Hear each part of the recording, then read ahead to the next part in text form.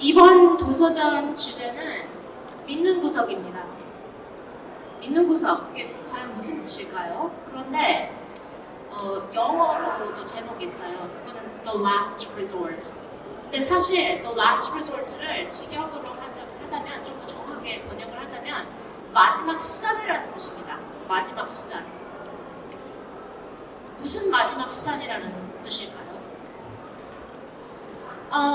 제가 어젯밤 호텔에서 시차 때문에 잠을 못 자가지고 새벽 한밤중에 저희 부모님한테 전화를 드렸거든요. 그랬더니 2시간 전에 이란이 보복으로 이스라엘을 공격했다고 해주셨습니다. 그래서 텔아비브가 완전 잿덩어리가 됐다. 저는 일단 한국에서 책 홍보하고 있고 시차 때문에 잠을 잤다 깼다가 이런 거고 뉴스를 보는 것도 아니기 때문에 몰랐지만 너무나도 믿기 힘든 그런 무서운 소식이에요. 핵전쟁 이런 징조도 보이고 지금 지구 온갖 곳곳이 다 전쟁을 겪고 있습니다. 그것뿐만 아니라 지금 인류는 아마 인류 역사상 가장 악하고 거짓된 것들에 많이 현혹된 것 같아요. 그래서 전쟁뿐만 아니라 우리가 허구인 것에 얼마나 많이 의존하고 있으니까, 예를 들어서 이렇게 전쟁과 기아가 우리를 위협하는 순간에도 우리는 소셜미디어, SNS, 인스타그램 이런 것만 들여다보고 있고, 심지어는 그걸로도 부족해서 인공지능으로 만들어낸 너무나도 우스운 비디오, 예를 들어서 제가 인스타그램을 열었더니 내 고양이가 인간이라면 어떻게 생겼을까? 이런 비디오를 챗 GPT한테 물어봤더니 이렇게 만들었다. 그런 걸 막 보고서 막 사람들이 좋아해요. 근데 저는 그런 걸 보면 너무 끔찍하거든요. 끔찍해요. 거짓된 것이기 때문입니다. 우리가 이런 인류 위기의 상황에서 The Last Resort, 믿는 구석으로 예수를 찾는 이유는 예술은 거짓된 것이 아니라 가장 참된 것이기 때문이다. 그리고 가장 본질된 것이에요. 본질적인 것입니다, 예술이. 그게 무슨 뜻일까요? 저희 아버지 때만 해도 시골에 할머니네 집에 여름에 놀러 가고 그랬습니다. 저희 아버지가 할머니네 댁에 놀러 갔는데, 저희 증조할머니네 댁에 놀러 갔는데 중학생 때 할머니가 낫 좀 갈아라 이렇게 시키셨대요. 낫 아시죠? 농촌이니까. 저희 아버지가 굉장히 꼼꼼하신 분입니다. 그래서 할머니가 시킨 대로 낫을 정성스럽게 이렇게 갈은 겁니다. 숫돌에다가. 그런 다음에 자랑스럽게 할머니한테 보여드렸습니다. 이게 반짝반짝하고 예쁘게 됐어요. 윤이 나게. 그랬더니 할머니가 이거 낫이나 망쳐놔놨다 시켜놨더니 그렇게 말씀하셨어요. 그게 왜 그랬냐면 낫은 예쁘게 가는 게 아니고 반짝반짝하게 가는 게 아니고 잘 벨 수 있게 가는 겁니다. 나리석에. 근데 아버지가 낫의 본질을 파악을 못했던 겁니다. 예술이란 잘 벨 수 있게 제대로 가는 낫이나 마찬가지예요. 그만큼 참되고 이 본질이 잘 살아난 겁니다. 그러면은 예술의 본질은 무엇입니까? 이거 제가 2년 전에 아마 서울국제도서전 이 무대에서도 이것과 비슷한 말을 한 것 같은데, 예술이란 결국 인간의 진상과 이상을 보여주는 겁니다. 한마디로 우리가 어떻게 살고 있느냐 그리고 어떻게 살아야 하느냐를 보여주는 것이 예술입니다. 그게 낫으로 말하자면 되는 거예요. 그게 해야지 되는 거예요. 그런데 그것만 갖고는 예술을 다 설명하기가 부족해요. 만약에 우리가 외계인이나 낫이 뭔지 전혀 모르는 사람한테 그냥 배기만 하는 거다 그러면은 아직 이게 어떻게 생긴 건지 모를 수도 있잖아요. 장님이나 이런 분이면 시각장애잖아. 그러면은 제가 개인적으로 예술이 무엇이라고 생각하는지 4가지 성질을 말씀드리겠습니다. 그것은 마치 낫을 설명할 때 이렇게 휘인 거야. 그리고 여기는 이렇게 곧고, 그리고 여기는 나무 막대기가 있어. 여기 나무 손잡이가 있어. 이렇게 설명하는 거나 마찬가지처럼 이렇게 1, 2, 3, 4번을 말씀을 드릴게요. 이거는 지극히 주관적인 저의 개인적인 소견입니다. 첫 번째로 예술은 보편적입니다. 보편성을 갖고 있어요. 이것은 누구나 다 한눈에 알아볼 수 있고 공감할 수 있고 이해할 수 있는 어떤 성질이 있다는 겁니다. 영어로 말씀을 드리자면 universality. It's universal. Art is universal. 세계에서 가장 위대한 클래식 작곡가라고 부르는 사람이 누군지 아세요? 그 음악 평론가들 사이에서 세계 최고 가장 위대한 작곡가로 클래시컬 작곡가로 불리는 사람이 누굴 것 같아요? 아시는 분 있으면 손 들어주세요. 네, 아무도 없군요.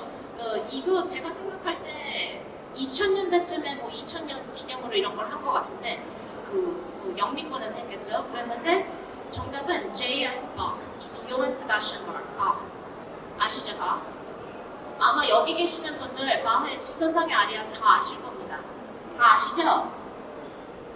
그런 게 보편성이에요.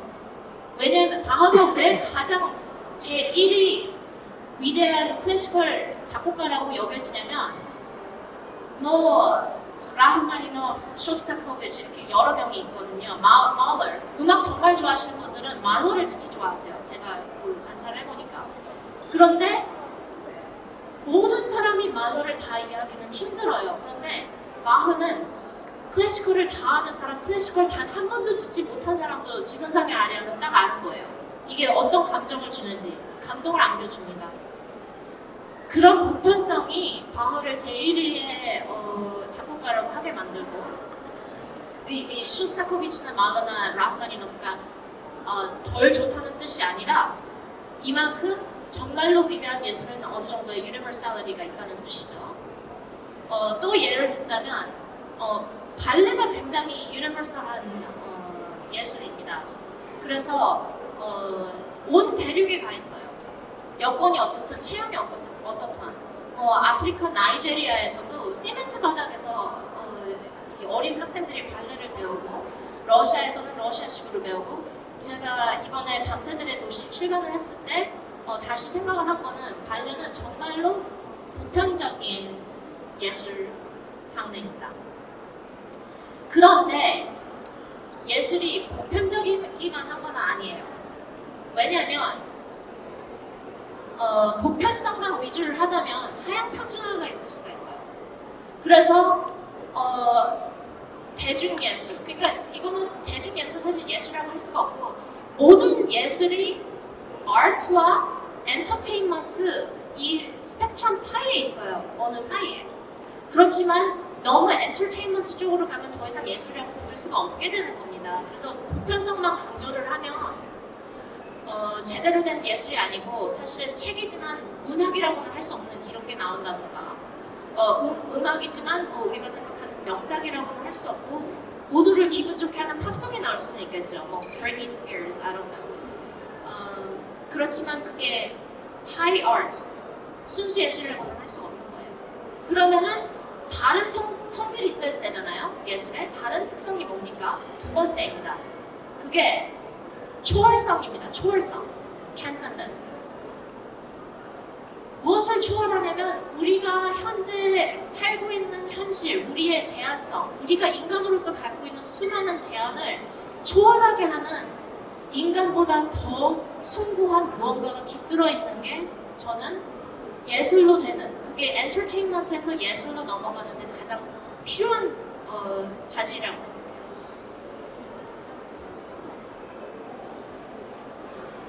그런데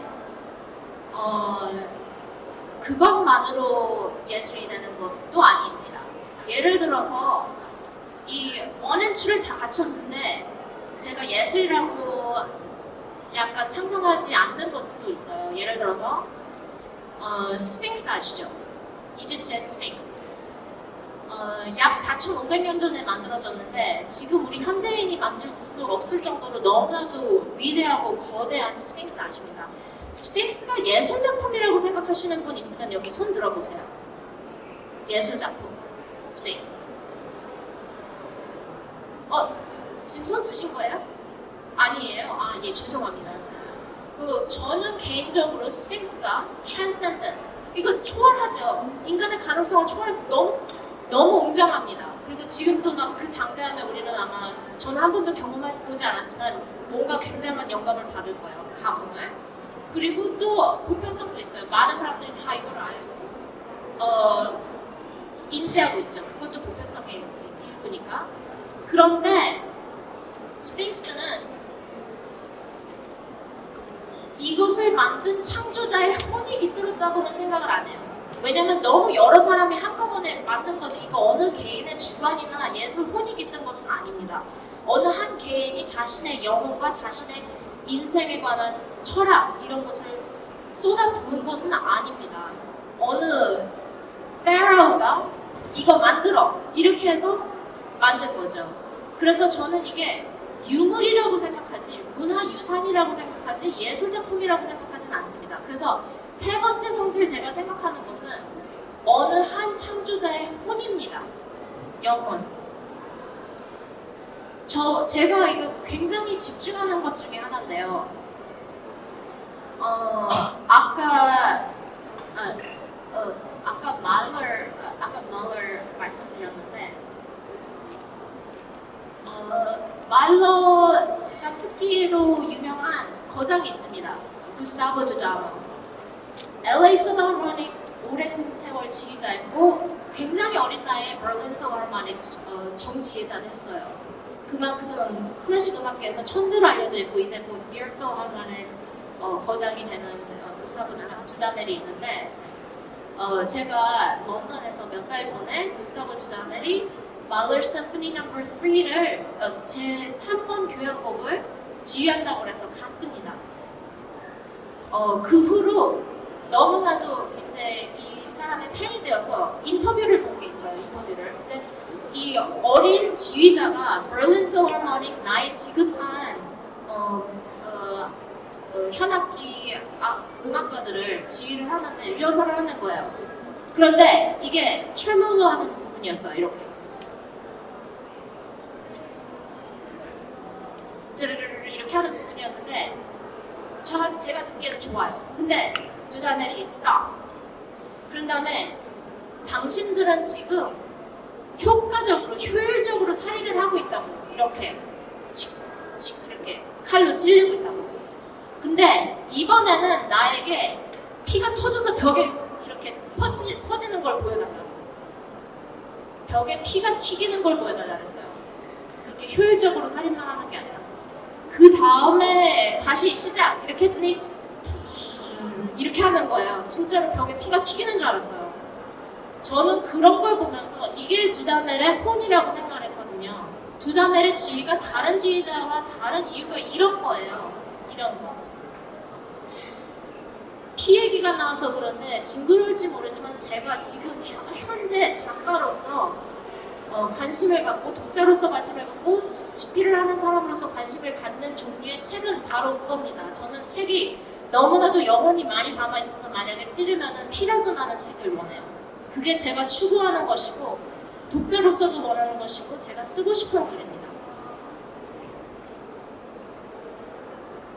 그런데 제가 생각하는 네 번째 예술의 성질을 말씀드릴게요. 이거를 다 갖추면 이미 이 정도만 해도 굉장히 하기가 어려울 거예요, 사실. 그렇지만 이 네 번째 것도 필요하다고 느낍니다. 이게 결국 뭐냐면 형식 있잖아요, 형식. 우리는 흔히 예술이 아름다운 거라고 생각을 해요. 근데 그냥 단순한 아름다움이 아니고 1, 2, 3번을 다 갖췄을 때 이제 진정 아름다운 거라고 할 수 있는데 이 형식과 내용, 그 안에 담긴 메시지가 완전히 일치화된 게 있어요.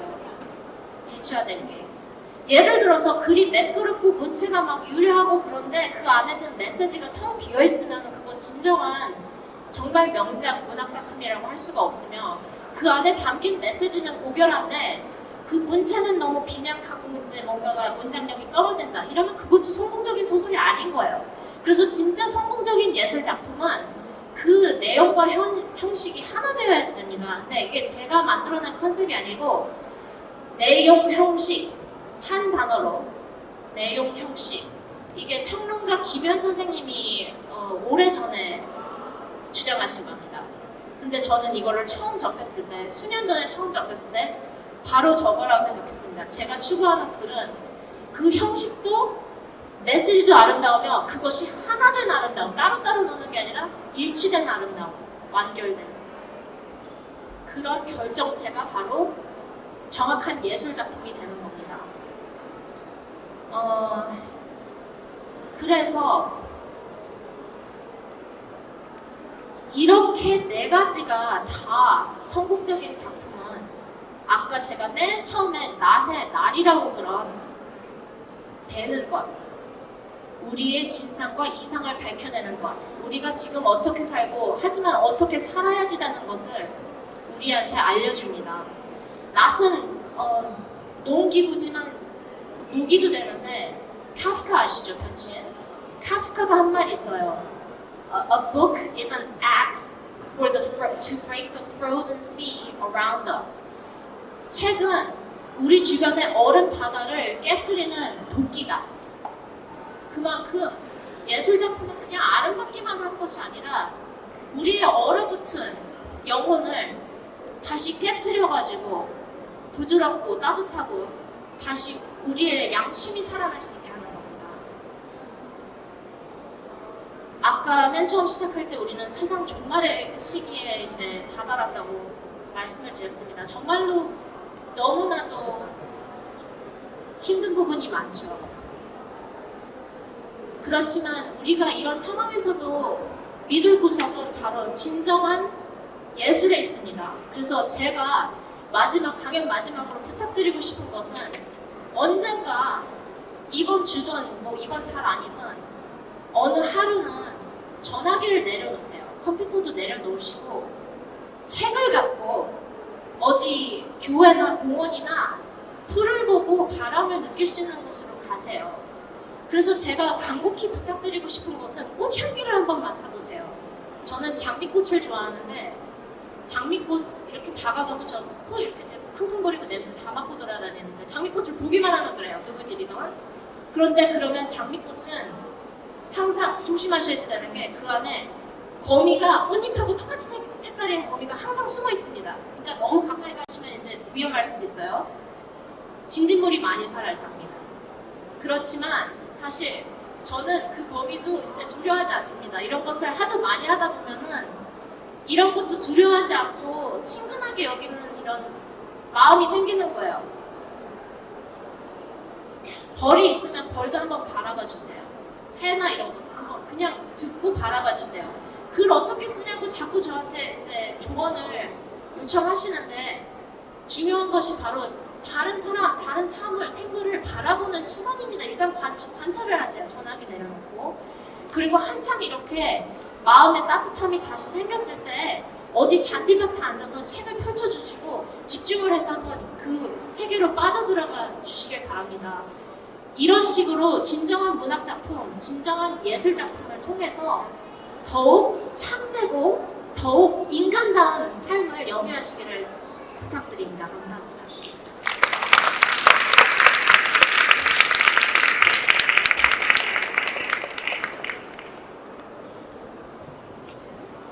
여러분 박수를 더 크게 쳐주시면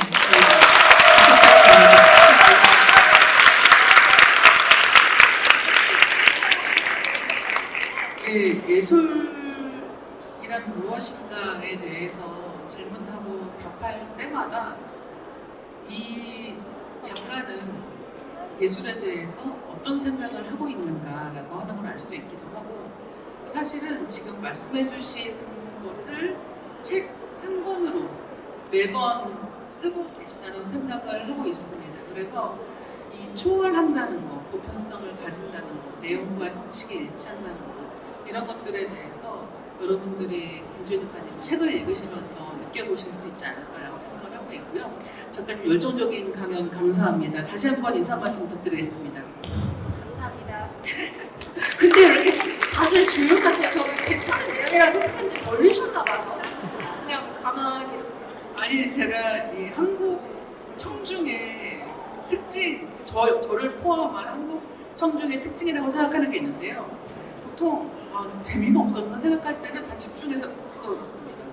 네, 그래서 오히려 오늘 아마 다들 들으시면서 생각하면서 들으시느라고 더 이렇게 조용하게 들으신 게 아닐까라고 생각을 하고 있는데요. 열심히 고개 끄덕끄덕 해주시니 앞에 앉으신 분 감사드립니다. 오늘 저하고 작가님하고 토크를 한 40분 정도 하고 그 다음에 질문 받는 시간을 남겨놨어요. 그래서 아까 이제 작가님이 하신 이야기를 통해서나 아니면 이제부터 시작될 토크를 통해서 오가는 이야기들 중에서 궁금하신 것 있으시면 그때 질문을 주시면 좋을 것 같고요. 끝난 다음에는 사인도 받으실 수 있는 시간이 준비되어 있습니다. 네, 오늘 우리가 끝끝내 예술을 붙잡는 이유라고 해서 이 시간을 준비를 해봤는데요. 이 작은 당 야수들이라고 하는 책으로 데뷔하신 다음에 큰 상도 받으시고 큰 주목을 받기도 하셨습니다. 그리고 이번에 나온 책이 밤새들의 도시라는 책인데요. 이번에는 발레에 대해서 글을 써주셨어요. 그리고 이 프리마 발레리나의 삶에 대해서 쓰는 책인데 이 책을 구상하시게 된 계기에 대해서 간단하게 듣고 시작하면 어떨까 하는데요. 일단은 제가 알기로는 작가님께서 9살 때부터 발레를 굉장히 열정적으로 하셨다라고 알고 있습니다. 이런 것들도 함께 영향을 미쳤을 것 같거든요. 네, 물론이죠. 이게 계기가 어떻게 된 거냐면은 2021년 봄에 아직 작은 당 야수들이 출간되기 전에 그렇지만 개약 후에 그 당시 저의 미국 출판사 편집자이셨던 세라 버밍햄님이 저한테 다음 소설을 뭘 쓸 거냐고 여쭤보셨어요.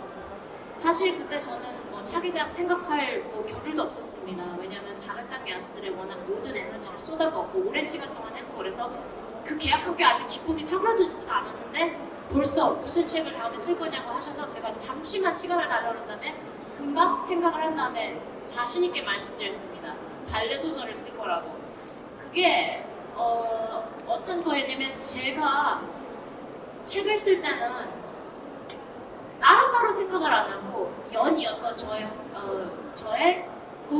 이게 불어로 한 작가의 전체 작품 시리즈를 말하는 겁니다. 평생 일생의 작품 시리즈를 말하는 건데 저는 그렇게 생각을 하거든요. 제가 생각하는 것은 첫 번째 작품은 저의 한국인으로서의 뿌리, 두 번째 작품은 예술에 관한 것, 세 번째 책은 혼동시켜서 죄송합니다만 11월 25일에 영미 동시 출간합니다. 올해. 그것은 자연에 관한 겁니다. 자연. 그리고 네 번째 책은 지금 집필하고 있어야 되는데 홍보가 너무 많아서 집필 못하고 있는데 그것은 신앙에 관한 겁니다. 신앙. 이게 사실은 저에게 개인한테 가장 의미 있는 네 가지 테마를 이미 알고 있는 거예요. 그래서 앞으로 몇 년간 이미 다 계획이 짜여져 있어서 두 번째 소설은 예술이었고 제가 어렸을 때부터 하고 자란 발레와 클래시컬 뮤직 이게 두 개가 다 어우러져 있거든요. 제가 9살 때 발레와 첼로를 동시에 배우기 시작했거든요. 그래서 저한테는 너무나도 자연스러운 결정이었습니다.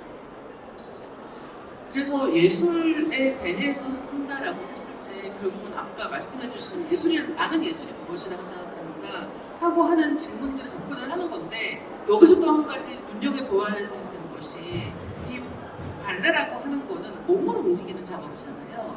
그러니까 이를테면 우리가 글 쓰는 작업이라고 하면 온전히 정신적인 작업이라고 생각하는 부분이 있는데 여기에서 몸을 사용해서 사고하는 이런 발레라고 하는 것을 같이 결합시켜서 작품을 쓴다고 했을 때 그 몸의 감각이라고 하는 것도 작가님께는 굉장히 중요하고 아름다운 부분이었을 것 같거든요. 그래서 제가 스스로 발레를 해서 그게 어떤 글에 영향을 끼쳤냐 너무나도 많은 영향을 끼쳤는데 일단 제가 집필을 하는 과정에서 하루에 1시간 반에서 2시간 사이 거의 매일 발레를 스스로 했거든요. 집필을 하기 시작했을 당시에는 코비드였습니다. 그래서 집에서 마루에서 스스로 온라인 발레 클래스를 했고 조금 있다가 이제 풀어지기 시작했을 때는 그 스튜디오에 가기 시작했습니다. 그래서 제가 스스로 발레 연습하는 게 굉장히 많은 영향을 미쳤고 이런 배경이 제가 그 발레라는 예술 그 자체를 이해하는 데 너무 도움이 됐어요. 예를 들어서 수년 전 뉴욕에서 살 때 일입니다. Pacific Northwest Ballet 이게 시애틀에 있는 발레단인데 그 뉴욕으로 투어를 왔어요. 그래서 보러 갔는데 현대무용 프로그램이었습니다. 그래서 Dawson이라는 안무가가 한 A Million Kisses to My Skin, 나의 피부에 100만 번의 키스라는 작품을 봤습니다. 근데 저는 가끔 미술사학을 전공했기 때문에 스스로를 시험하느라고 이 책자를 보지 않고 아무런 설명을 보지 않고 그냥 봅니다. 그래서 내가 과연 이거에 무슨 내용인지 맞출 수 있나. 사실은 말로 제 3교양도 제 진짜 허영심을 위해서 아무것도 안 본 다음에 이거를 먼저 듣고 이게 무슨 뜻인지 나중에 찾아보니까 옳지도 않았어요. 이 더슨도 그랬어요. 더슨도 그랬는데 저는 이걸 보니까 아마 이 작품은 움직임, 율동, 발레를 할 때 그 자체에 무용수가 느끼는 환희에 관한 것 같다 이렇게 생각을 했거든요. 그런데 실제로 나중에 프로그램을 찾아보니까 그게 정확했어요. It was about the joy of dancing. 그 춤이 주는 순수한 기쁨에 관한 것이었거든요. 근데 그걸 어떻게 알았냐면 순전히 어떤 동작을 이렇게 하면은 그게 그 동작을 하는 사람에게 기쁨을 줄 수밖에 없다는 걸 제가 경험으로 아는 겁니다. 그래서 그런 것들이 다 이 책을 쓸 때 제가 프로 발레리나를 해본 적은 한 번도 없지만 이런 율동을 할 때, 이런 안무를 할 때는 저렇게밖에 느낄 수 없다는 것을 저는 확신하고 쓴 겁니다. 그래서 책을 읽다 보면 사실은 그 감각이 고스란히 전해진다라고 하는 게 굉장히 아름답고 멋진 부분이었거든요. 그리고 일단 오늘 저희가 이제 이번 도서전 주제로 이 미들 구섭이라고 하는 것을 이야기를 하고 있잖아요. 그래서 작가님께도 미술 구섭이라고 하는 게 예술이 굉장히 큰 부분을 차지하고 있을 것 같은데 그 외에도 일상적으로 작가님이 힘들거나 지칠 때 믿는 것들, 여전히 믿고 기댈 수 있는 것들이 있다고 하면 어떤 것들이 있을까요? 자연이죠. 당연히 자연이죠. 제 인생에 영원한 열정이자 제가 제일 집착하는 세 가지를 말씀을 드리자면은 자연, 예술, 사랑입니다. 자연, 예술, 사랑. 그래서 자연은 늘 저에게 가장 큰 위안을 줍니다. 뭐 예술은 지금 이거 다 예술 이야기니까 예술 당연한 거고, 사랑은 제가 가장 힘들었을 때 저를 살아가게 한 바로 그 요소입니다. 제가 자신감이 엄청나게 강한 사람이에요. 아까 여기서 막 호랑이처럼 어슬렁거리면서 강연할 때 좀 느끼셨겠지만 굉장히 자신감이 많은데 제 자신감은 다 사랑에서 온 거예요. 사랑을 너무 많이 받아서. 약간 부럽다는 느낌이 드는 것죠. 하나만은 아니겠죠? 네. 그래서 이렇게 자신있게 그렇다면 여러분한테 중요한 게 뭐예요? 그러면은 어떻게 말해야 될까를 먼저 생각하는 경우들도 많은데 자신있게 이렇게 딱 세 가지가 나온다는 거, 그리고 그게 작가님께서 앞으로 써나갈 작품들로 직접 연결이 되고 있다는 게 당연하죠. 그런데 사랑이라는 주제의 소설이 따로 없는 이유는 제 소설들이 거의 다 사랑이에요. 다. 이게 예를 들어서 자연도 주제지만 자연을 사랑으로 이제 렌즈로 이렇게 시각으로 봐가지고 소설을 쓴다든지 이런 식으로 신앙도 그렇고 예술도 그렇고 이것도 예술도 사랑 이야기입니다. 이게. 그래서 제가 아까 여기서 강연을 하면서 김영 선생님의 내용 형식 이러면은 이제 굉장히 지적이지만 한편으로는 이렇게 재밌다 막 이런 느낌은 안 들 수도 있어요. 그렇지만 이 어느 예술가, 어느 발레리나의 사랑 이야기로 메타포를 삼아서 예술에 내가 정의를 내린 점을 이야기하면은 재미있게 읽으시면서 동시에 예술이 저런 것이구나 이걸 알 수 있는 것이죠. 지금 겸손하게 말씀하셨지만 실제로 책을 읽은 입장에서는 재밌다 여기에 가깝습니다. 그래서 굉장히 읽으면서 여러 가지 생각을 하게 만드는 동시에 일단은 낯선 시공간으로 가게 만든다. 이게 엄청나게 매력적이었거든요. 그래서 이 책 보면은 그 상트페테르부르크의 여름이라고 하는 걸 너무 경험해보고 싶다라고 생각하게 만드는 것부터 이 책이 독자들을 끌어들이는 방식이라고 생각을 했고, 첫 페이지에서 그런 경험을 하고 나면 이 사람에 대해서 더 알고 싶어라는 생각을 또 하게 만든단 말이죠. 그래서 사실은 이 책 쓰시면서 여러 가지 취재 방법을 병행하셨을 것 같아요. 그리고 높은 확률로 여러 가지 코로나도 있고 이런 전쟁 상황도 있고 이런 것들 때문에 현지 취재를 직접 하시기는 어렵지 않았을 거라는 생각이 드는데요. 이 책을 쓰시기 위해서 공부하신 방법, 취재하신 방법들에 대해서 듣고 싶습니다. 예. 제가 항상 이거 굉장히 쑥스러워하는 질문입니다. 저는 특별히 막 너무나도 심각하게 취재를 하지 않았다고 생각하는데 어떻게 연구를 그렇게 잘하셨어요? 이런 질문을 매번 받습니다. 심지어 이번 책에서는 제가 러시아 팬분들이 굉장히 많아요. 너무나도 뜨거운 사랑을 보여주십니다. 그래서 사실은 러시아어판이 8월에 나오는데 미리 원서를 어떻게 수입하는지 모르지만 친척들을 통해서 수입을 해가지고 지금 러시아에서도 읽고 있고 또 해외에 사시는 러시아계 분들도 많이 읽었어요. 그런데 어떻게 이렇게 상트페테르부르크를 잘하냐? 내가 여기 평생 살았는데 이게 바로 상트페테르부르크다. 이게 바로 러시아의 발레다. 이게 우리가 생각하는 예술인데 이걸 어떻게 알았느냐? 이거를 심지어 러시아어를 잘하냐? 이렇게 질문도 하시는 분들 있는데 사실 러시아어 하나도 모르거든요. 그래서 너무너무 쑥스러운데 제가 이거를 이번에는 제대로 해보려고 러시아인이 아닌 제가 이 나라의 문화에 대해서 소재를 갖고 쓰는 거가 지금 저도 창피해가지고 러시아로 취재 여행을 하러 가려고 지원까지 받았습니다. 예술단체에서. 그래서 너무나도 이제 나도 이제 제대로 된 소설가가 되었네 이렇게 생각을 했어요. 이 작은 땅의 아수들을 위해서는 그런 식으로 막 제가 비행기도 사고 이렇게 할 수 있는 여건이 전혀 아니었습니다. 뭐 인터뷰 들으셔서 알겠지만. 그래서 너무 익사이팅했는데 바로 한 달 후 2022년 2월에 러시아가 우크라이나 본국을 침공했습니다. 그래서 모든 이런 비자 발급이 중지됐고 물론 전쟁 중에 이렇게 하는 게 그냥 재미삼아 가는 게 안 되죠. 그래서 제가 직접 취재를 하지는 못했는데 그 중에서 저한테 이렇게 생생한 리얼리즘을 부여할 수 있게 된 요소 중에 하나는 제가 어렸을 때부터 한국어로 번역된 러시아어 문학을 많이 읽고 자랐어요. 그리고 지금 영어로도 그 뒤로 영어로도 계속 읽었고 그래서 대충 어떤 내용인지 가보지 않아도 머릿속으로 이미 생생히 그릴 수가 있었던 겁니다. 근데 제가 지난 가을 10월에 톨스토이상을 수상하게 되어서 모스크바 상트페테르부르크에 초대를 받았습니다. 그래서 직접 가봤을 때 재밌는 일도 있었는데요. 저는 일단 제가 너무나도 많은 곳을 틀렸을까봐 너무 잔뜩 위축돼가지고 갔어요. 근데 모스크바에 내렸을 때 제일 먼저 간 곳이 Patriarch Pond. 이게 한국에서는 뭐라고 그러는지 모르겠는데 Patriarch는 어떤 그 조상이나 뭐 어느 가장이라는 뜻이에요. 그러니까 가장 연못쯤 될 수도 있는데 이게 모스크바의 명소입니다. 혹시 거장과 마가리타 아세요? 미하일 부가코 거장과 마가리타. 예, 다혜 기자님 물론 다 아시죠. 거장과 마가리타가 악마가 공원 벤치에 앉아 나타나요. 그래서 이제 모스크바에 출연해서 갖은 이제 사고를 치고 돌아다니는 게 거장과 마가리타인데 정말로 제가 굉장히 좋아하는 명작 중에 하나입니다. 제가 안나 카레니나 맨날 이야기하는데 거장과 마가리타는 그것보다 더 완벽한 예술 작품이에요. 그런데 안나 카레니나는 그것보다 더 완벽한 소설이고 그 차이가 있습니다.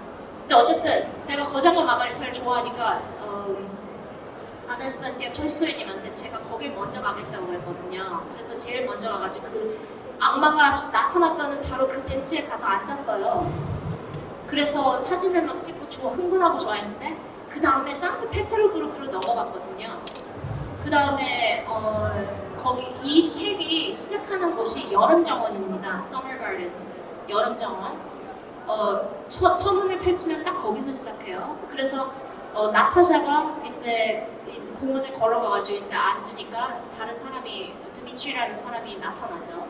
그래서 제가 아무거나 그 초록 벤치 중에 하나를 찍어서 이게 바로 나타샤의 벤치라고 그랬다면 그 앞에서 거기 앉아서 사진을 찍었거든요. 이거 인스타에도 올렸으니까 이 책이 유명해지면 나중에는 관광객이 와가지고 여기가 나타샤의 벤치구나 막 이러면서 막 사진 찍으면서 좋아하겠죠. 그래서 제가 그 순간 깨달은 건데 제가 은연중에 러시아 문학의 전통을 많이 빨아들여가지고 투영한 게 있어요. 예를 들어서 벤치에서 시작하는 첫 장면 이런 거.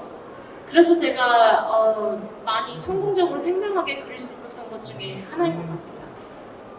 그래서 사실 아까 강연도 그렇고 지금 말씀해 주시는 것도 그렇고 작가님의 그 소설론 같은 것만 따로 들어도 너무 재밌을 것 같아요. 그러니까 불가코프의 예술과 톨스토이의 소설가로서의 역량에 대해서 이게 어떻게 구분되는지 같은 것들도 너무 재밌을 것 같고, 그리고 바라기는 꼭 그 벤치가 유명해져서 예, 여기 계신 분들이 그 벤치는 사실은 원래 알고 쓴 게 아니라 예, 나중에 쓴 다음에 가서 앉은 거래. 막 그렇게 해도 돼요. 제가 작가니까. 그러니까요. 예. 반칙이 아니에요. 그렇죠, 그렇죠. 근데 아까 왜 얘는 예술 작품으로서 더 훌륭하고 이거는 왜 소설로서 더 완벽하냐? 이게 가장 간단하게 표현을 드리자면 이게 직감적인 저의 판단인데요. 간단하게 왜 분석을 그런 식으로 하냐고 말씀을 드리자면은 노가커브는 주로 연극 작가로 활동했거든요. 그래서 쓰는 형식이 마치 연극을 보는 것 같은데 소설적인 분위기는 안나 카레니나가 훨씬 더 강해요.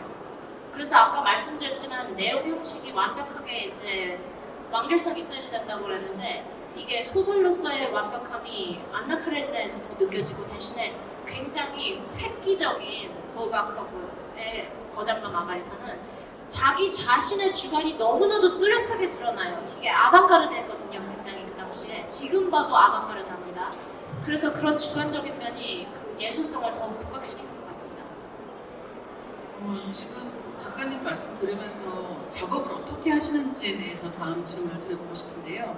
작은 땅의 야수들을 읽으면서 교향곡 듣는 것 같은 느낌이 굉장히 강렬했다고 한다면 밤새들의 도시 같은 경우는 솔로이스트의 역량을 한껏 끌어올린 그런 협주곡이라는 인상을 주기도 합니다. 이게 어떻게 보면 이 주인공들이 어떤 역할을 하고 있는가, 얼마나 앞에 드러나는가, 그 사람이 몇 명인가 같은 것들이 다 같이 엮여있는 부분인 것 같습니다. 그래서 새로운 작품을 시작하고 완성하기까지 내 목소리를 지킨다는 것에 대해서 여쭤보고 싶은데요. 그러니까 내 목소리가 아닌 다른 누군가를 주인공으로 만들어서 소설을 쓰는 작업을 하시는 거잖아요. 근데 그런 과정에서도 내가 이 이야기를 끝까지 내가 원하는 방식으로 통제할 수 있다라고 하는 확신을 어떻게 갖게 되는지가 약간 궁금하기도 했는데요. 네, 그래서 글을 쓰시면서 초고를 완성하는 과정과 퇴고를 하는 과정이 어떻게 이루어지는지 여쭤보고 싶습니다. 예, 제가 솔직히 말씀을 드리자면은 이 책은 이 책에 비해서 훨씬 더 쉽게 썼습니다. 그게 무슨 뜻이냐면 여러 가지 이유가 있어요. 첫째로 이 책은 제가 다른 직장을 풀타임으로 일을 하면서 썼기 때문에 육체적으로 그 물질적으로 여건이 너무 열악했습니다. 막 핸드폰으로 이렇게 쓰신 거 아시죠? 그런데 이 책을 쓸 당시에는 다른 것은 접고 본격적으로 작가 생활을 이제 완전히 하기로 한 것이기 때문에 시간이 훨씬 절약이 됐어요. 이게 집필하고 그것을 에이전트님과 편집하는데 5년이 걸렸다면은 이거는 2년이 채 안 걸렸습니다. 그런데 이게 제가 설렁설렁 썼다는 뜻은 전혀 아니에요. 굉장히 몰입해서 썼거든요. 그렇지만 저는 처음부터 끝까지 여기서 일어나는 게 뭔지 다 알고 썼습니다. 근데 그게 제 특징 중에 하나예요. 저는 어떤 글을 쓰든 머릿속에 처음, 중간, 마지막 이게 다 이미 알고 쓰는 겁니다. 그리고 그것도 맨 처음 한 하루 이틀 동안에 열병을 앓듯이 영감을 받고 그때부터 이제 호흡을 가다듬고 이걸 정리를 하면은 첫 문장부터 마지막 문장까지 그대로 씁니다. 저는 이렇게 왔다 갔다 하지를 않고 순서대로 써요. 그래서 마지막으로 치닫으면 치닫을수록 저는 막 스스로도 흥분해가지고 빨라지는 거죠. 그래서 이 책은 사실 마지막 한 120페이지 정도는 한 호흡으로 썼습니다. 그게 무슨 뜻이냐면은 몇 주 동안 다른 것은 전혀 안 하고 거의 페인처럼 아침에 일어나면은 잠깐 밖에 그래도 공기를 쐬야 되니까 밖에 동네 한 바퀴 도는 다음에 그 다음부터는 거의 집에 틀어박혀가지고 이것만 쓰고 그 다음날도 또 그렇게 하고 그 다음날 또 그렇게 하고 밥을 먹는 것도 저한테는 그렇게 중요한 일이 아니에요. 이렇게 영감이 오면은 그거 사라지기 전에 얼른 써야지 된다. 영감 같은 것은 저한테서 오는 게 아니고 거의 신성한 것이기 때문에 그걸 존중해야지 돼요. 그래서 단숨에 썼고 그만큼 저의 마지막으로 가면 갈수록 저의 모든 것을 바친 작품입니다. 그래서 마침내 이거를 끝냈을 때 탈고를 하고 에이전트님한테 보내고 이메일을 보낸 다음에 들어누워서 4일 동안 침대 밖으로 나오질 못했어요. 그만큼 정신적으로 육체적으로 탈진했고 그 과정 자체도 사실은 발레리나의 과정과도 많이 비슷합니다. 이게 작은 땅의 야수들처럼 심하게 갈고 닦는 과정이 왔다 갔다를 하지는 않았는데 제가 사실 이 책을 쓰면서 어떻게 글을 써야 되는지를 많이 배웠고 또 두 번째로는 저에게 그만큼 자신감을 준 영감이 강한 책이었습니다. 지금 말씀해주신 것처럼 이 초보 집필에 굉장히 긴 시간이 들었고 그러면서 배운 것도 많다라고 말씀하셨는데 그럼 두 번째 책을 쓰시면서 내가 작가로서 성장했다라고 느낀 부분도 있으실 것 같거든요. 그리고 특히나 그런 부분이 이 주인공 나탈리아 캐릭터를 조형하는 데 영향을 좀 주지 않았을까라고 생각했는데 실제로 어떠신가요? 네, 제가 성장했다고 느낀 점은 사실 탈고를 했을 때 편집자나 에이전트님이 이거저거 고쳐와라 이런 거를 훨씬 더 요구를 이번에 들었기 때문에 내가 좀 나아졌나? 이렇게 어리둥절했을 뿐이지 뭐 스스로 내가 막 잘하네 막 이런 거는 없었어요. 뭐 다만 영감이 강했으니까 그래 그게 진실됐나 보다. 내가 영감을 제대로 표출했나 보다 이렇게는 생각을 했습니다. 아까 훨씬 쉬웠다고 그랬는데 그 쉬울 수 있었던 이유가 바로 작은 땅의 야수들을 집필하고 출간하는 과정에서 출간하고 홍보하고 이게 세상에 나아가는 과정에서 제가 느낀 점들이 바로 이 안에 다 뭐가 들어가 있기 때문입니다. 그래서 나타샤는 발레리나고 저는 소설가이지만 사실 창작의 과정은 흡사한 점이 많아요. 그래서 예술을 통해서 겪는 고통과 또 그것 때문에 겪는 치유, 그것 많이 줄 수 있는 치유를 제가 동시에 겪고 성장을 했기 때문에 이 소설 안에 넣을 수가 있었습니다. 이제 한 가지 정도 질문 더 드리고 현장에서 질문을 받을까 하는데요. 그래도 질문 지금부터 생각해 주시면 좋을 것 같습니다.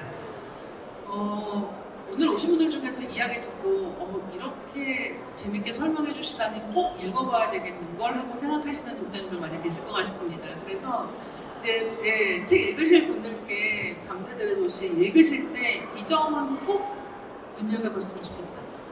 난 이 소설에서 이것은 진짜 자신 있다 라고 생각하시는 부분 같은 게 있다면 어떤 게 있을까요? 대목을 말씀하시는 거 아니면 그냥 전체적으로? 네, 둘 다 상관없을 것 같고요. 일단은 먼저 읽은 제 입장에서 너무 좋았던 거는 이 분위기라고 하는 게 얼마나 사람을 빨아들이는가 라는 것에 진짜 많이 감동했던 것 같아요. 그래서 읽으면서 일단은 내가 이 주인공한테 그렇게 감정이입을 하고 있다고 느끼지 않았음에도 불구하고 계속해서 빨리 읽고 싶어 하시게 만드는 책이었던 거예요. 그게 김주의 시그너처입니다. 네. 그래서 또 오늘 오신 분들께 직접 말씀해 주신다면 어떤 분들이 좋을까요?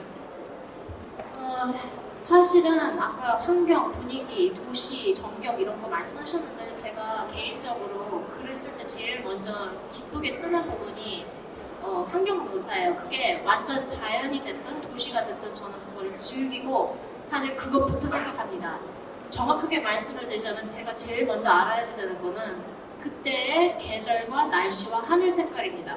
그걸 알면은 여기서 어떤 장면이 펼쳐지고 그 다음에 뭐가 나타나고 이러는지를 다 눈으로 상상을 할 수가 있거든요.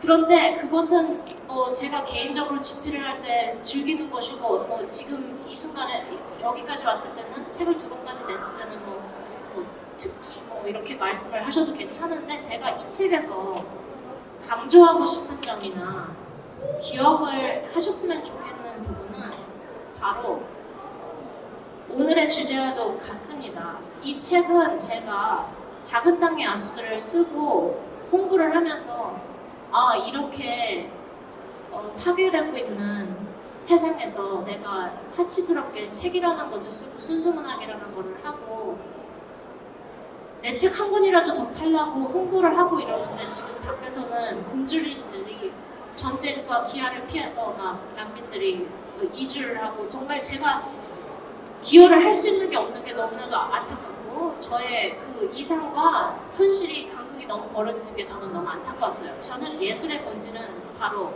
사랑이라고 믿기 때문에. 근데 제가 그 본질을 알면서도 제대로 예술가로서의 도리를 할 수 없다는 게 저는 너무나도 처참했습니다. 그렇기 때문에 이 책을 쓰면서 그 질문에 대한 대답을 찾은 거예요. 왜 내가 이런 상황에서도 팔자 좋게 소설을 쓰고 이런 멋있는 자리에 앉아서 예쁜 옷을 입고 팔자 편안한 대화를 할 수 있는가? 그게 양심적인 일인가, 예술가로서? 대답은 이 책 안에 있습니다. 이 책을 쓰는 과정에서 저는 찾았어요. 그래서 그것을 염두에 두고 바라봐 주시길 바라고 그 점에 있어서 제가 조금 더 현실적인 이야기도 덧붙이겠습니다. 현실적인 이야기는 저는 작가가 되기 이전부터, 오래전부터 제가 글을 씀으로써 어떻게 해서든 세상에 기여를 하려는 목표를 갖고 작가가 되기로 마음을 먹었어요. 글 쓰는 게 너무나도 행복하고 막 아름다운 문학에 막 심취해가지고 이렇게 된 게 아니라 사실은 저는 좀 실천팔아가지고 세상을 어떻게 해서든 이렇게 하려고, 그렇게 하려면은 사람들이 나에게 말을 할 수 있는 자격을 줘야지 되는데, 사람들을 설득하게 할 수 있는 자격이 주어지는 방법이 제가 생각할 때 뭐 제가 할 수 있는 일이 몇 가지 있는데 몇 가지 안 되는데 그 중에서 할 수 있는 일이 소설 쓰는 것이었습니다. 그래서 이 책은 호랑이 표범 보전에 제가 후원을 하고 있는 거 잘 알고 계실 겁니다. 아마도 지금쯤은 신문에서 인터뷰 할 때마다 그거 자꾸 인터뷰 끝난 다음에도 기자님이 그거 제발 집어넣어 주세요. 커트하지 말고 이렇게 꼭 간곡히 청하거든요. 이 책은 제가 정한 부분이 소말리아 구조사업입니다. 왜 소말리아를 정했냐면 제가 90년대 한국에서 아직 초등학생, 유치원생일 때 소말리아가 극심한 기아를 겪었어요, 가뭄과. 그래서 그때 처음으로 세상에는 나와 다르게 생긴 사람들이 살며 그 사람들은 내가 상상도 하지 못할 그런 극심한 고통을 겪고 있다, 이런 것을 배웠거든요. 그런데 안타깝게도 수십 년이 흐르는 동안 한국은 너무나도 빠른 성장을 해버리고 이제 풍요의 극치인데 사실 너무 풍요로워서 문제가 되는 점도 있는데, 소말리아는 후퇴하면 후퇴했지 조금 더 나아지지 않았으며, 세상 사람들은 쟤네는 뭐 반세기 동안 저러니까 더 이상 도와주고 싶지도 않고 관심도 안 주는 거예요. 그래서 저는 이번에 우크라이나 침공으로 인해서 아프리카의 식량난이 더 안 좋아졌기 때문에 이번 기회에 이 책을 통해서, 러시아에 관한 이 책을 통해서 아프리카에, 그것도 제가 어렸을 때부터 머릿속으로 기억하고 있는 소말리아에 후원을 하고 싶다, 이렇게 생각을 했거든요. 제가 그래서 선인세를 받자마자 카리타스 소말리아라는 카톨릭계 단체에 돈을 보냈습니다. 제가 카톨릭이거든요.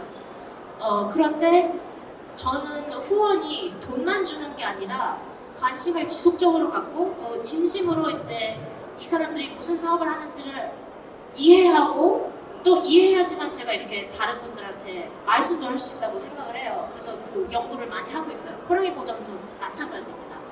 그런데 이 카리타스 소말리아가 매년 사업 활동 보고서 이런 거를 만들어요. Annual Report.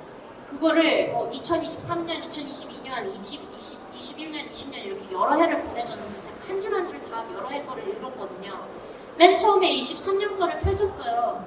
그랬는데 그 안에서 제가 여태까지 보고 들은 어떤 시나 소설보다도 더욱 감동적이고 가슴 아픈 한 문장을 봤습니다. 시나 소설보다도 더욱 감동적인 활동 보고서예요. 그게 어떤 부분이었냐면은 제가 기부를 한 부분이 이 구조 사업이 여러 가지가 있는데 뭐 물 나눠주는 작업도 있고 뭐 나무 심는 것도 있어요. 기후 위기니까 사막화가 너무 심각해져서. 그리고 또 학교도 있어요. 북소말리아에 30여 명의 전원이 학교가 있습니다. 그런데 그쪽 대표님이 저한테 말씀하시길, 제가 자연에 관심이 많으니까 뭐 혹시 기후위기 뭐 나무 심는 거라든지 어디를 돈이 갔으면 좋겠냐고 제 의견을 물어보셨거든요. 근데 저는 외부인이니까 대표님이 잘 아시니까 대표님이 가장 필요하다고 생각하는 하는 프로젝트에 돈을 넣어달라 그랬더니 그럼 학교에 돈을 쓰겠다고 하셨거든요. 그래서 학교 부분을 유심히 읽고 있었는데 이게 30명 전원에다가 거의 다 여학생, 뭐 남학생도 있는데 많은 여학생들이 있는 학교예요. 그런데 이 부분은 올해 학생들이 몇 명이 몇 학년으로 진학했냐 이런 부분이었어요. 그래서 2023년에는 뭐 7명이 6학년 진학, 뭐 5명이 5학년 진학, 뭐 이런 식으로 이렇게 계속 나온 거예요. 그리고 맨 마지막 줄에 그리고 한 명이 3학년 진학. 이 학생은 2020년에 원래 진학했어야지 되는, 입학했어야지 되는 딸이 죽고 나서 딸 대신에 입학을 함. 무슨 뜻인지 아세요? 이게 한두 문장으로 한 여인의 일생을 다 함축한 건데 이게 어떤 상황이냐면 한 인간이 겪을 수 있는 가장 큰 고통, 자기 어린 자식을 잃는 것, 그거를 겪은 다음에도 어떻게 해서든 다시 희망을 찾고 어른이 처음으로 교육을 받은 겁니다. 그래서 다시 그 전 코드 활동 보고서를 보니까 그리고 2022년에는 한 명이 2학년 진학, 2021년에는 한 명이 1학년 입학, 딸을 잃고 나서 그 자리에 어머니가 들어오고. 그래서 저는 제가 이런 것에 대해서 말씀을 드리는 것도 제 예술의 일부입니다. 그래서 말씀을 드리는 거예요. 예술은 글을 쓴다고 해서 이 책 표지 사이에 그것만이 예술이 아니고 사실은 이 모든 것이 예술이라고 말씀드리고 싶고, 아까 예술은 참되고 인간적인 삶을 살 수 있게 하는 거라고 그랬는데 지금 우리 세상에 판을 치고 있는 악하고 추하고 거짓된 것들에게 저항할 수 있는 용기와 힘을 줄 수 있는 것은 예술입니다. 그래서 앞으로 어떤 형식이든 실천이든 집필이든 어떤 창조든 예술활동 열심히 하시길 바랍니다. 감사합니다.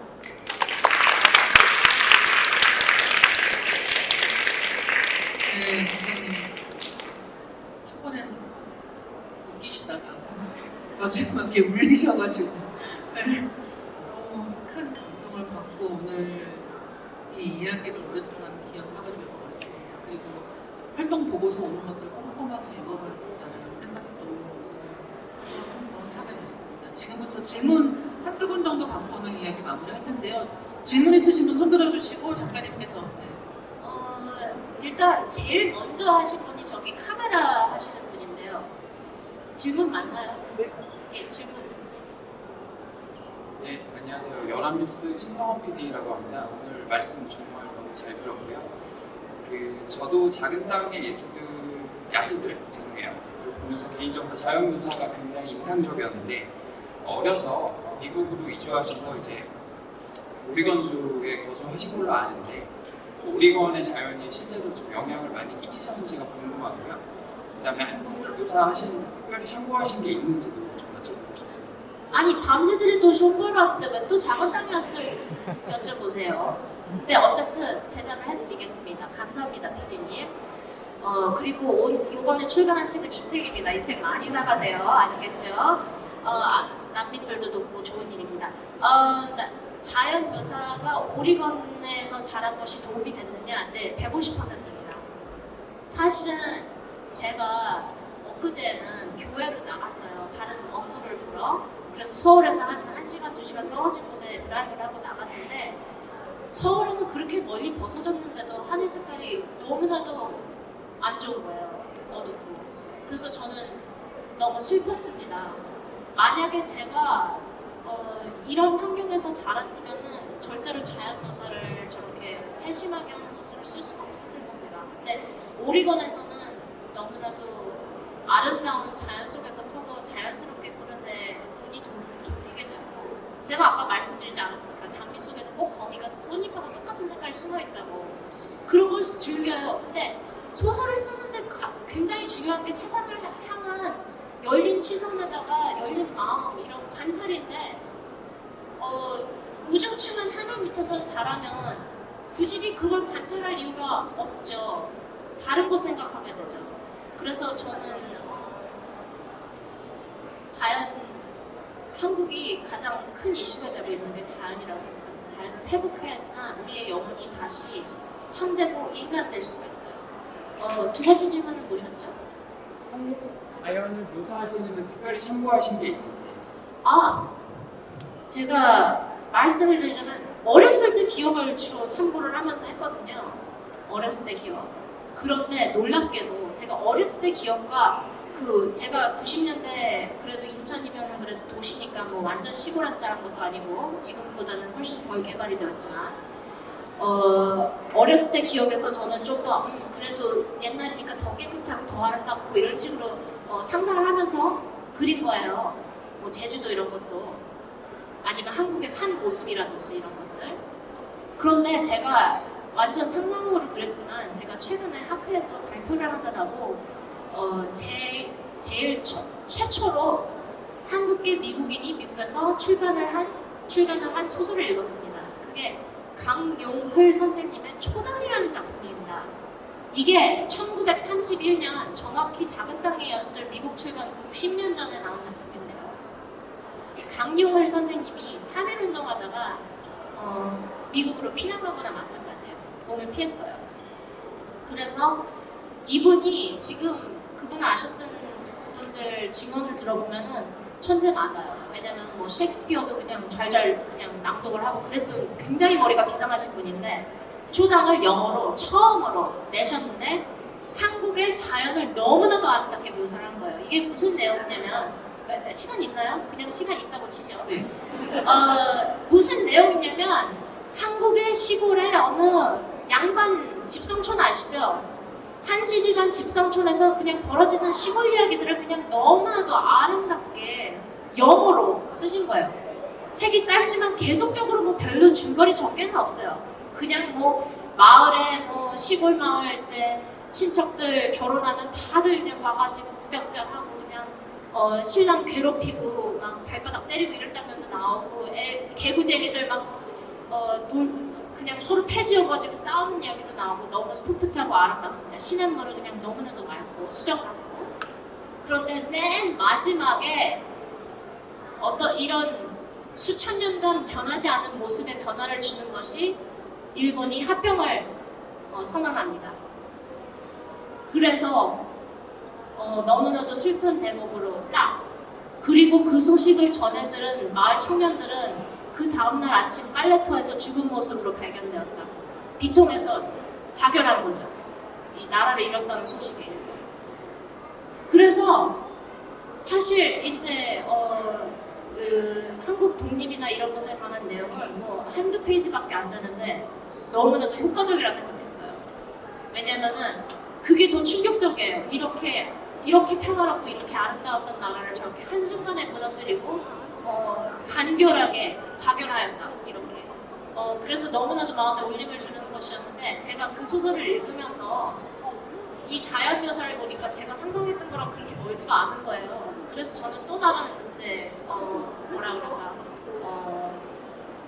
자신감 이런 위안감을 느꼈습니다. 제가 괜히 자연 이러면서 저 혼자 좋아서 그런 게 아니라 사실은 한반도의 자연이 이랬고 우리 조상의 자연 사랑이 이랬으며 이게 제가 피로 물려받아서 그런 거지 저 혼자서 유별나게 비건하고 이제 호랑이 지키려고 그런 게 아니라 원래 우리의 혼이 그런 겁니다. 우리가 많이 잊었지만 저는 어렸을 때 이민을 가서 오히려 그 혼을 잊지 않고 간직했는데 저는 한국이 앞으로 자연을 회복해서 그 혼을 다시 되살리기를 정말로 간곡히 바랍니다. 감사합니다. 아마 예술작품이라고 하는 게 어떤 작품도 그 작품이 속한 사회와 역사와 분리되어서 혼자 존재할 수 없다는 걸 오늘 너무 잘 말씀을 해주신 게 아닌가 생각합니다. 마지막으로 인사 말씀 해주시죠. 일단 죄송하다는 말씀을 드리고 싶습니다. 제가 이렇게 엄청 크게 너무나도 강렬하게 하고 싶지 않은데 막 감정이 북받쳐서 맞춰서 지금 말이 혼나요. 제가 출장 나오면 한두 시간밖에 못 잡니다 하루에. 그래서 지금 막 혀도 이제 꼬이게 되었습니다. 막 웃었다가 막 울었다가 정말로 힘드셨을 텐데 이렇게 와주셔서 정말로 감사하고 제가 딱 한 가지만 말씀을 드리자면 이거 기회가 되지가 않았는데 제가 이 소설은 한국을 제대로 그린 거라고 평가를 받았다고 치자면 저는 이 소설에 러시아인들의 판결이 어떨지 굉장히 궁금한데 사실은 러시아어를 위해서 고증도 거쳤어요. 근데 고증을 누굴 거쳤냐면은 볼쇼이 발레단 직원을 거쳤습니다. 볼쇼이 발레단. 그리고 그분이 전직 무용수예요. 발레리나예요. 그래서 저는 어이쿠 이랬죠. 왜냐면은 저는 전직 무용수도 아니고 러시아인도 아니고 그래서 좀 이게 고증을 제대로 넘어갈 수 있을까 그랬는데 키릴 번역가님이 이것도 번역하신 키릴 번역가님이 그러시는 거예요. 크세니아 그 고문하신 분이 2번 울었다고. 그래서 저는 그때 한숨을 막 내쉬면서 굉장히 안도를 했습니다. 왜냐면은 러시아인들은 문화에 대한 자부심이 엄청나요. 긍지가 엄청나고 당연히 볼쇼이 극장 직원은 더더욱 그러면 전직 발레리나는 뭐 말할 것도 없습니다. 그래서 제가 조금이라도 이게 제대로 된 게 아니라고 느꼈으면은 막 집어 던졌을 겁니다. 그런데 2번이나 울었다는 것은 진짜로 마음에 와닿는 러시아 문학을 아는 러시아인들이 봤을 때도 가치가 있는 소설을 썼다는 뜻으로 제가 의미로 받아들였거든요. 그래서 많은 독자분들이 이 작품도 사랑해 주시지만 저의 아디세인 이 작품도 그만큼 사랑해 주시길 바랍니다. 감사합니다.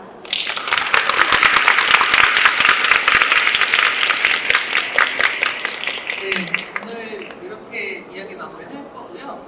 밤새들의 도시 사인 받으신 분들은 이제 나와서 사인 받으시면 좋겠고 오늘 남은 또 도서전 행사들 구경도 많이 하고 돌아가시면 좋겠습니다. 감사합니다. 감사합니다. 두 분께 다시 한번 큰 박수 부탁드립니다.